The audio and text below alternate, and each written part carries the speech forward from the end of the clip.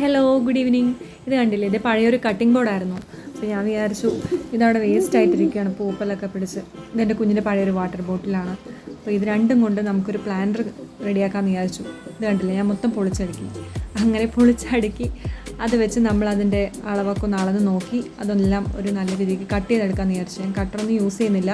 ഞാൻ അവിടെ ഇരുന്ന പിച്ചാത്തി എടുത്ത് കട്ട് ചെയ്യുകയാണ്. നിങ്ങളുടെ കയ്യിൽ കട്ടറുള്ള ആൾക്കാരാണെങ്കിൽ നിങ്ങൾ കട്ട് ചെയ്യുന്നത് ആ രീതിക്കായിരിക്കണം. അതായിരിക്കും നല്ലത്, കുറച്ചുകൂടെ ബെറ്റർ. അപ്പോൾ ഞാനതിലെല്ലാം സെറ്റ് ചെയ്ത് കൊടുക്കണം. ഗ്ലൂ ഗൺ വെച്ച് നമുക്കതെല്ലാം ഒന്ന് അറ്റാച്ച് ചെയ്ത് കൊടുക്കാം. അതിലോട്ട് ഒന്ന് അറ്റാച്ച് ചെയ്ത് കൊടുക്കുക. സിമ്പിളായിട്ട് പെട്ടെന്ന് ചെയ്തെടുക്കാൻ പറ്റുന്നൊരു പണിയേ ഉള്ളൂ. പെട്ടെന്ന് അറ്റാച്ച് ചെയ്ത് കൊടുക്കുക. ഞാനിപ്പോൾ പെയിൻ്റൊന്നും അതിലോട്ട് അടിക്കുന്നില്ല.